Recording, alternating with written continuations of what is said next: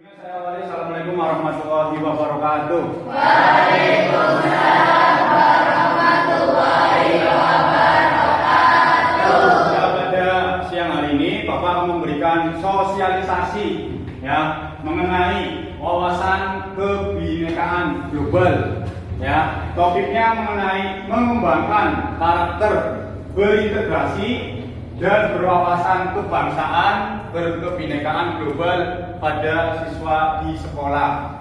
Kenapa Bapak menyampaikan sosialisasi ini? Karena kita kurikulum tahun ini itu menggunakan kurikulum merdeka yang bertepatan dengan Pancasila. Dan kita mempunyai landasan dasar Pancasila Bhinneka Tunggal Ika. Maka kalian harus mengetahui apa itu wawasan kebangsaan berintegrasi itu seperti apa, nanti akan Bapak jelaskan. Selanjutnya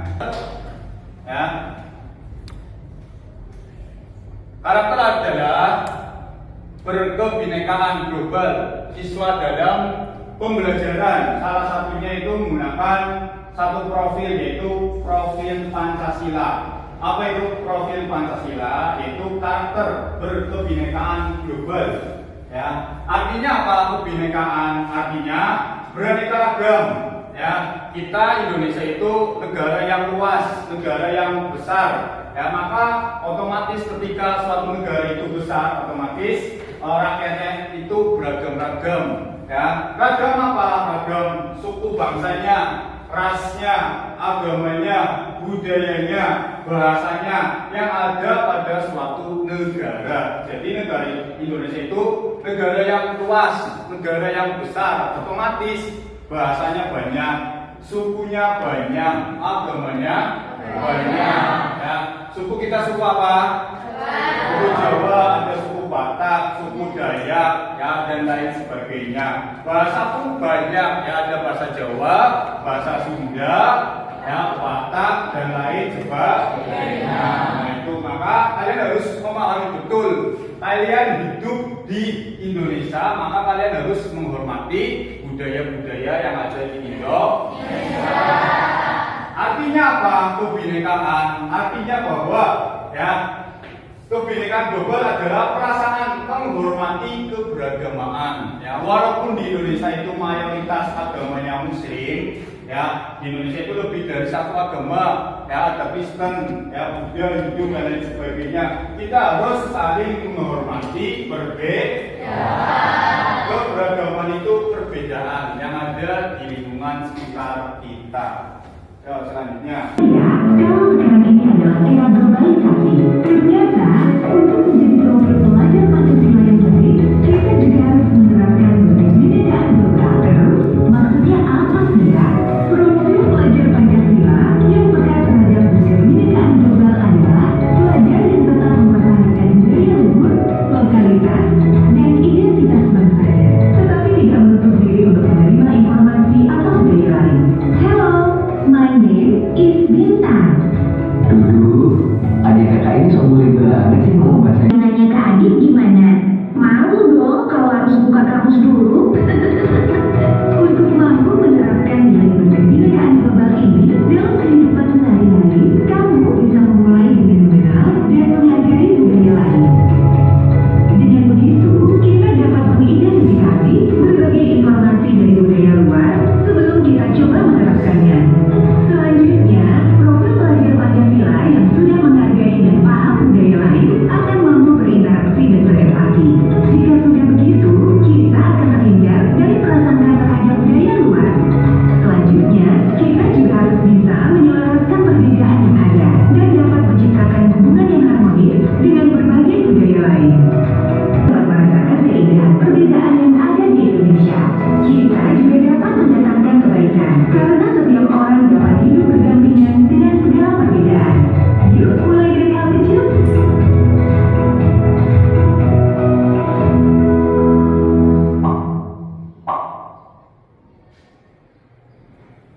Nah, stop dulu.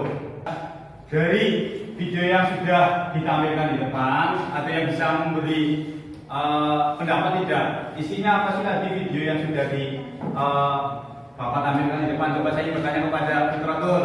Coba Mbak, coba kamu berikan pendapat mengenai video yang ada di depan nanti. Ayo Mbak.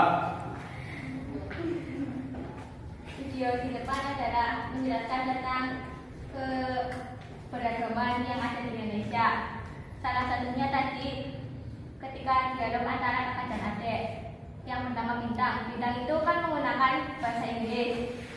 Bintang menghargai bahasa dari negara lain dengan tujuan agar ketika ada orang yang ingin berdialog dengan kita menggunakan bahasa Inggris, jadi Bintang itu tahu bahasa yang disampaikan oleh orang tersebut.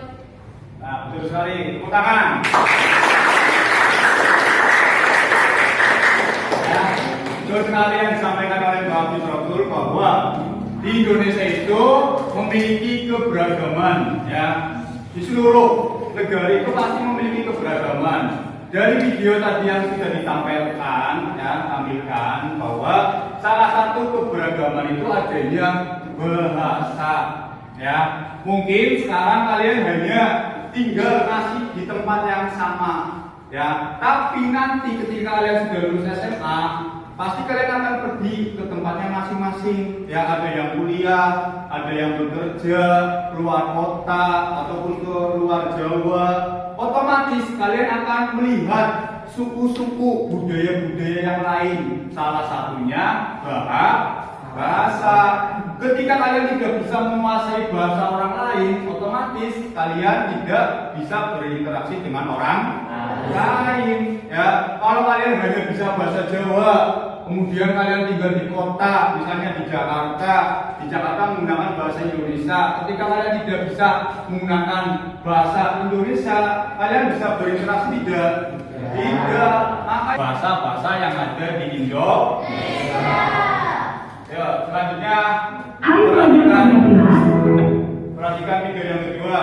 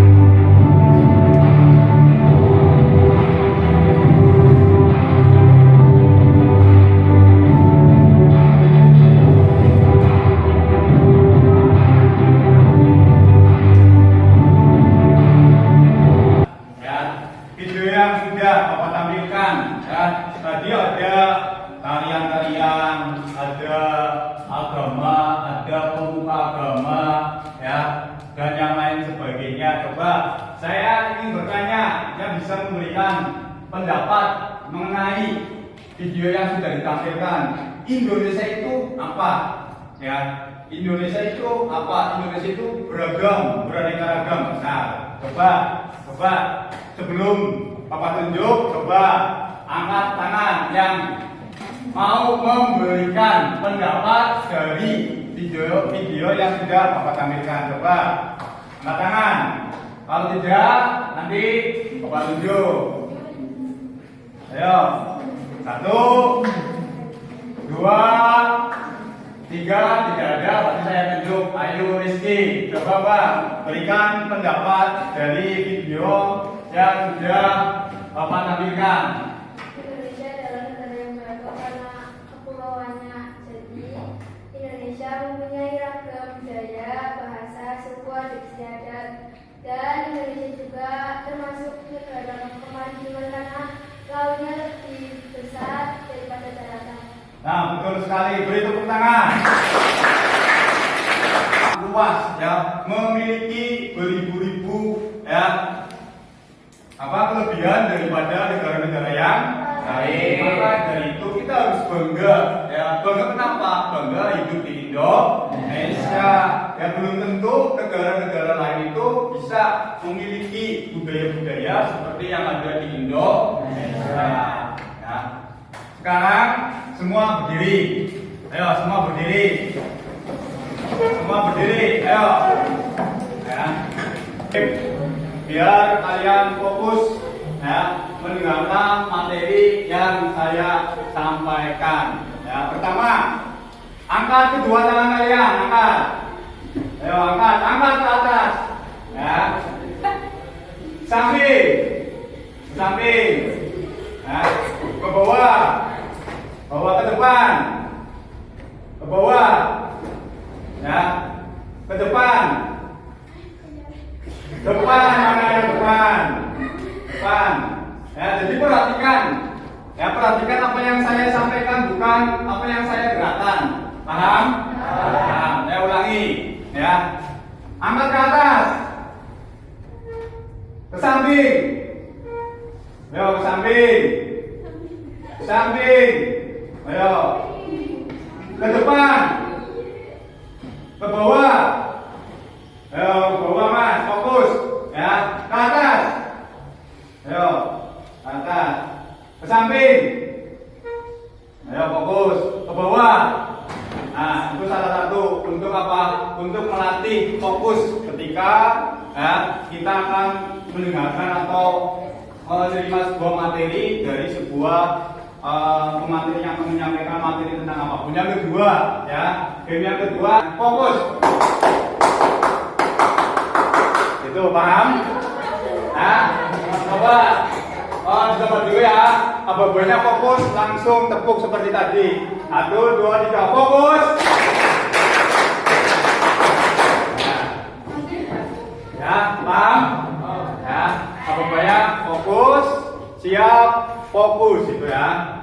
Jadi gini, fokus, agak di fokus, akhirnya tepuk tangan terus. Siap, fokus gitu ya, paham?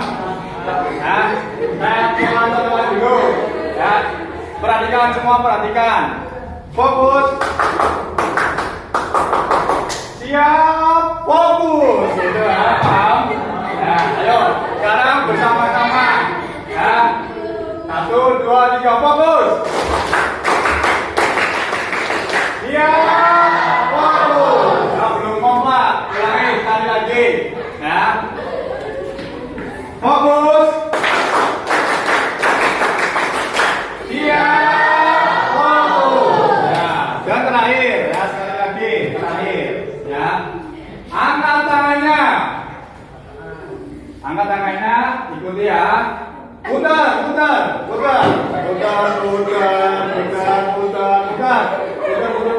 Stop. Putar, stop.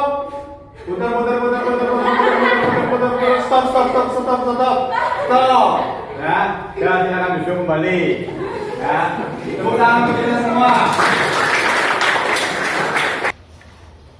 Ya, apa itu integrasi? Ya, integrasi adalah kemampuan ya untuk senantiasa memegang teguh prinsip moral dan etika dan menolak mengubahnya walaupun kondisinya sedang sulit. Ya, walaupun kondisinya sedang sulit. Misal nih, ya, kalian keluarganya ekonominya sedang sulit, kemudian ada orang mengajak untuk melakukan hal-hal yang negatif, contohnya misal mencuri, ya. Bagi orang yang memiliki integritas, ya, walaupun keadaan kalian sedang tidak baik, sedang sulit, ya, kalian akan menolak hal tersebut. Kenapa? Karena kalian memiliki integritas. Tapi bagi orang yang tidak memiliki integritas, misal keadaan kalian sulit, ya, mau beli kuota susah, mau jalan-jalan tidak ada uang, ya, mau pakai motor nggak ada bensin, kemudian ada teman yang ngajak untuk melakukan tindakan-tindakan kriminalitas, misal mencuri, mencopet, membegal, kemudian kalian mau, berarti kalian tidak memiliki sikap integritas. Itu sikap integritas. Ayo selanjutnya. Terus cirinya apa? Orang-orang yang memiliki integritas. Nah, salah satu cirinya yang pertama itu mematuhi peraturan dan etika organisasi. Nah, ini pas karena kalian itu orang-orang yang aktif dalam sebuah organisasi, maka kalian harus memiliki salah satunya sikap integritas. Kalian harus mematuhi. Ya, ketika aturan sudah dibuat di dalam suatu organisasi, mau tidak mau kalian harus mengikuti aturan tersebut. Ya. Yang kedua, berlaku jujur. Ciri seorang pemimpin adalah bersikap jujur. Ya, pemimpin itu harus jujur. Yang kedua, memegang teguh komitmen bersama.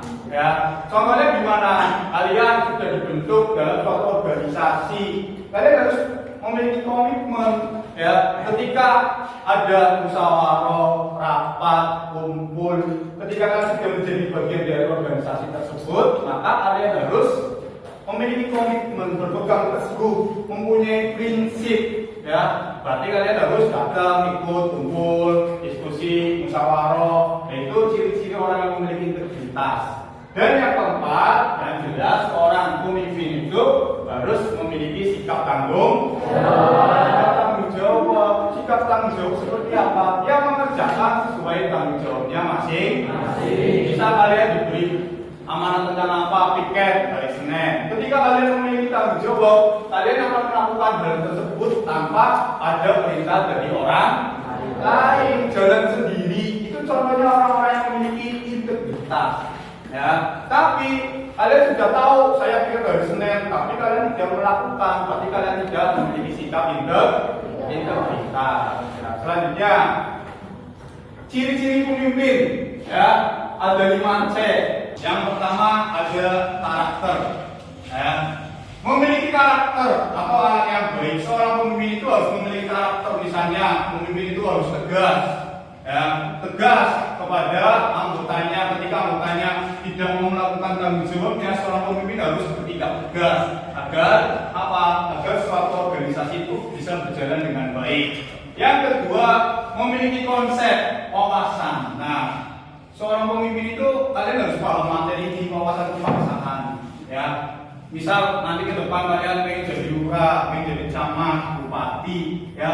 Hal-hal yang harus kalian memiliki itu mengetahui, ya, mengetahui apa tentang kebinekaan kita.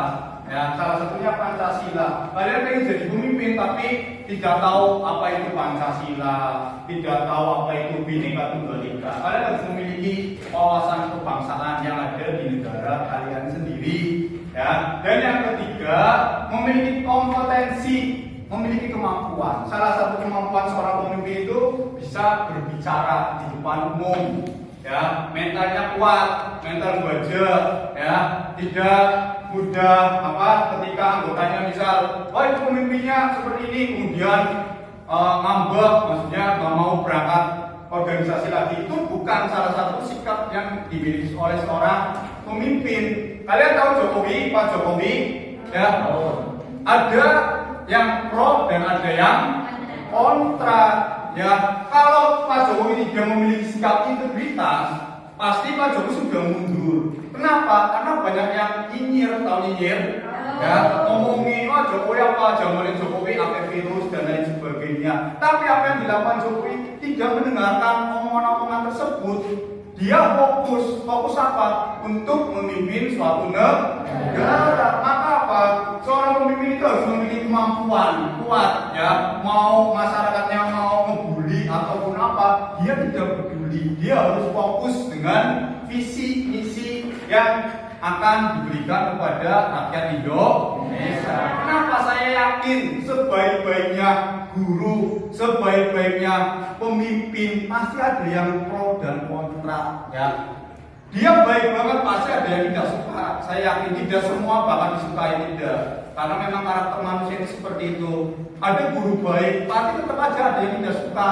Ya, ada pemimpin yang sudah baik, pasti ada tetap aja ada yang tidak suka. Maka dari itu seorang yang memiliki integritas itu tidak menghiraukan ucapan-ucapan seperti itu. Tetap fokus dengan visi-misi yang akan dicapai secara bersama-sama. Salah satunya suatu organisasi, ya. Dan yang keempat, memiliki koneksi hubungan. Hubungannya luas, ya. Hubungannya luas, misal dalam satu sekolah kalian punya hubungan, ya, organisasi kerjasama dengan sekolah lain kita studi banding, OSIS sekolah lain gimana sih, ya, anggotanya jalan atau tidak. Nah, kalian memiliki koneksi seperti itu untuk apa?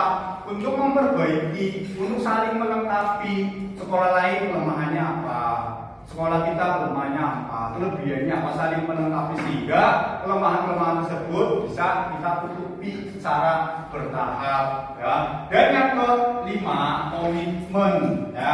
Kalian yang sudah dibuat struktur ada bagian masing-masing, kalian harus berkomitmen. Kalian sudah dilantik menjadi suatu anggota, otomatis, ya, kalian harus berkomitmen. Ya, sebelum jabatannya berakhir, kalian harus mengikuti kegiatan yang ada dalam suatu organisasi, berkomitmen. Tapi ketika kalian baru di tengah jalan, baru awal-awal kemudian sudah keluar, ya, ataupun baper karena ucapan orang lain, ya, kemudian saya mau ikut lagi, berarti kalian tidak memiliki sikap integritas, cemen, mentalnya barat cemen, ya, baru diomongi sudah mental. Berarti apa? Memiliki sikap kepemimpinan tidak? Tidak. Seorang pemimpin itu harus memiliki sikap mental baja, tidak memperdulikan omongan orang. Yang penting kita benar, ya. Yang penting kita menjalankan sesuai tanggung jawabnya masing. Nah, itu namanya 5C, ya. Kalian itu semua orang-orang terpilih calon pemimpin masa depan. Selanjutnya, sikap pemimpin, ya, ada DARE. Artinya apa? Berani mengambil keputusan dengan segala resiko. Ya, seorang pemimpin itu resikonya banyak. Ya, resikonya seorang pemimpin itu banyak.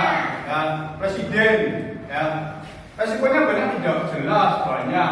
Sekolah, kepala sekolah, waktu zaman COVID, sekolah lain pada libur. Ya, sedangkan sekolah SMA Mari itu berangkat sendiri. Itu mengambil resiko tidak?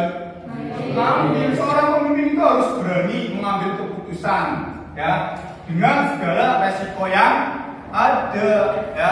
Ketika seorang pemimpin mengambil sekolah berangkat, padahal sekolah lain libur daring, ya, sedangkan SMA Mari itu luring, ya, itu resiko tidak? Resiko bisa ada, ya, ada pemerintah melakukan keliling bisa, ini berangkat, ini bahaya, virusnya bisa tertular.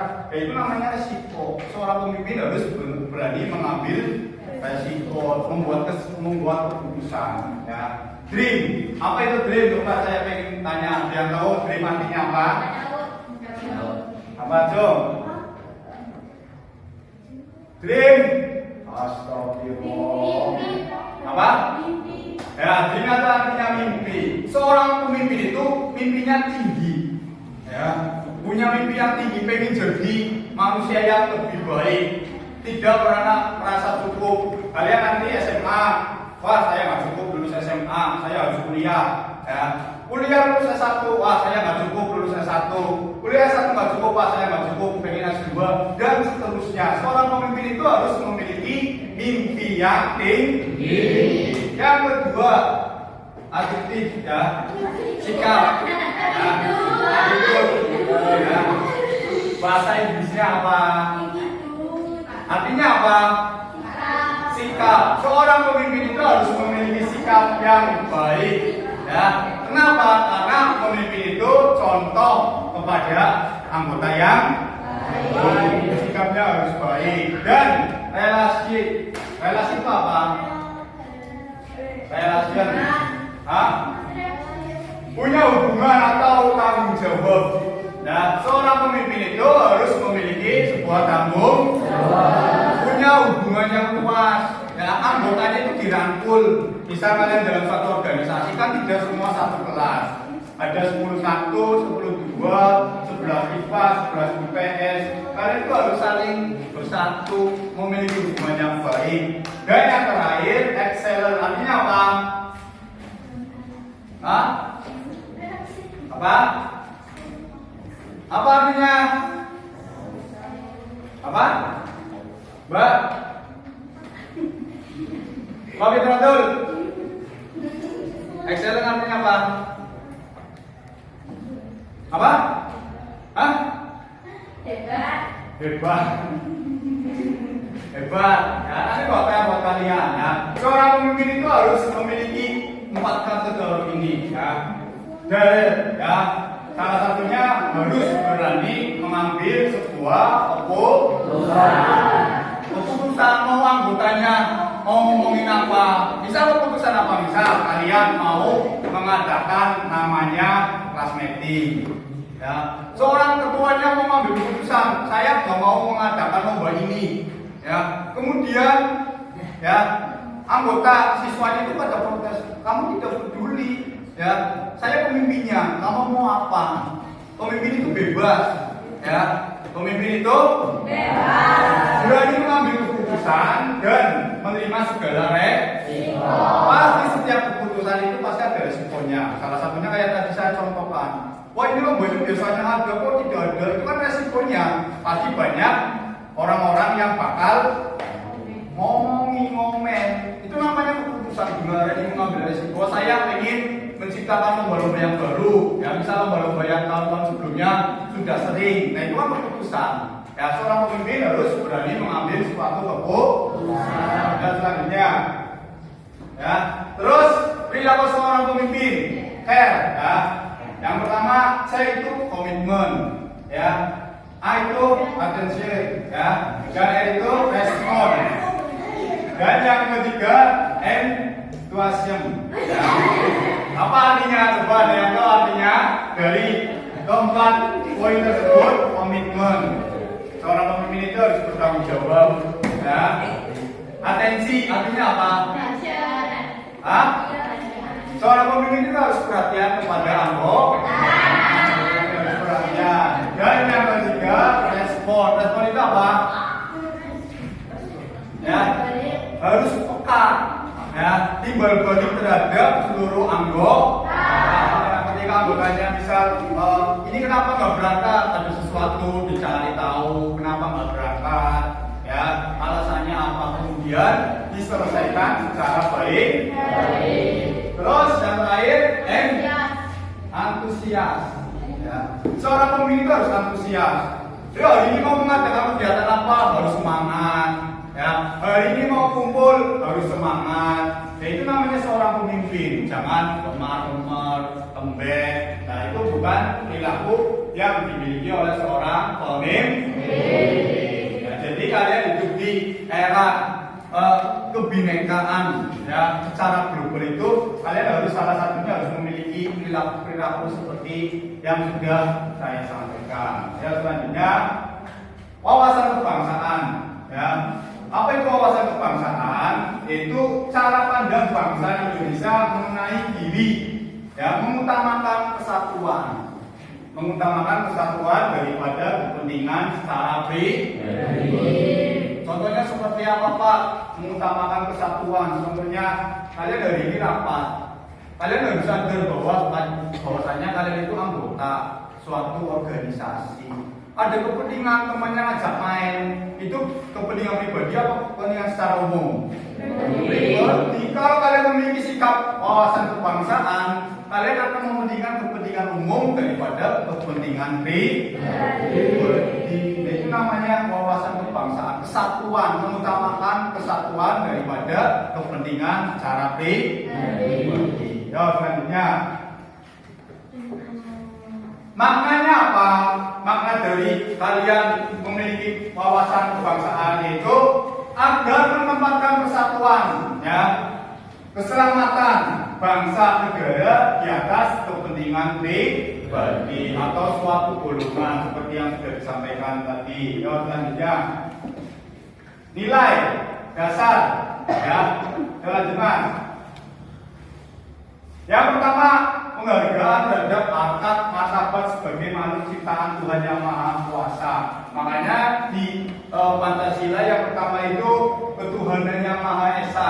Dulu ya, sebelum merdeka itu bunyinya itu bukan seperti itu ya. Bunyinya itu hanya kepada agama Islam, kepada Allah Subhanahu wa taala. Kenapa diubah? Karena kita itu negara yang beraneka untuk menghormati agama yang diganti dengan Tuhan Yang Maha Esa. Nah, kecuali agama kita cuma Indonesia, di Indonesia cuma Islam, baru pakai apa nggak apa-apa. Tapi karena yang memerdekakan negara Indonesia itu bukan hanya Muslim, ya ada orang Batak, ada orang Cina, ya ada orang Konghucu, maka diubah menjadi Tuhan Yang Maha Esa. Selanjutnya, tekad bersama untuk kehidupan kebangsaan yang bebas, merdeka dan bersatu. Dan yang ketiga, cinta akan tanah air dan bangsa. Ya. Tujuannya kalian kurikulum merdeka yang kelas 10 mungkin, ya kalau kelas 11 belum menggunakan kurikulum merdeka, adanya proyek itu apa? Ya, untuk menciptakan gotong royong, kerjasama, ya. Fungsinya itu bukan buat apa sesuatu, bukan. Tujuannya itu agar kalian mau bekerja, diberi tugas, bikin ini, ya, bikin drama. Ya, kalau yang mengerjakan satu orang bisa tidak? Tidak, maka harus secara bersama dengan gotong. Nah, itu fungsi adanya kurikulum merdeka, ya, kawasan kebinekaan global untuk menciptakan gotong royong, kerjasama, ya. Dan selanjutnya,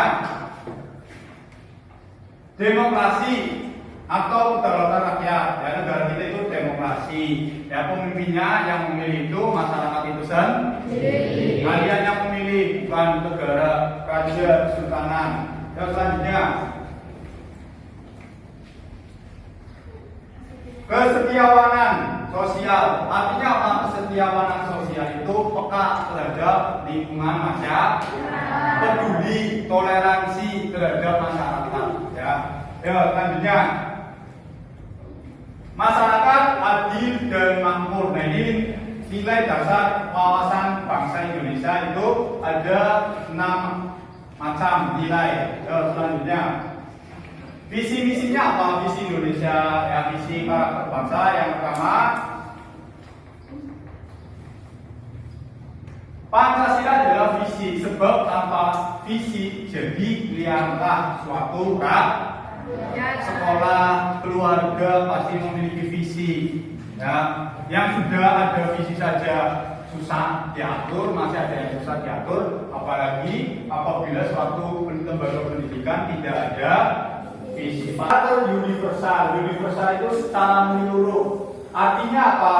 Ketuhanan Yang Maha Esa, perikemanusiaan yang adil dan beradab. Itu. Nah, yang ketiga selanjutnya, karakter bangsa itu bersatu, ya, bineka tunggal ika.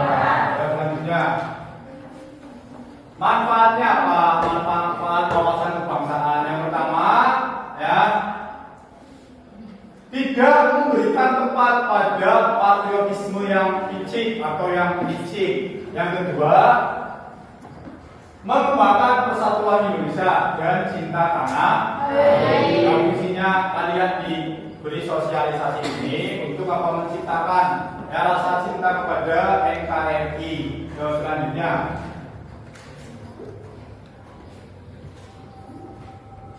tujuan dari adanya wawasan kebangsaan ini, ya, tujuannya adalah bangsa yang kuat, rukun, bersatu, berdaya saing, tinggi, sejahtera. Terus apa? Terjaganya sejarah kebangsaan Indonesia dan cinta NKRI.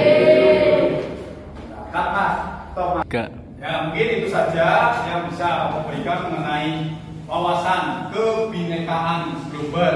Semoga dengan adanya sosialisasi ini kalian, ya, ke depan bisa menjadi orang-orang yang lebih baik lagi, bisa menjadi keluarga kalian dan bagi orang lain. Amin. Itu saja saya akhiri. Terima kasih. Semoga bisa bermanfaat. Assalamualaikum warahmatullahi wabarakatuh.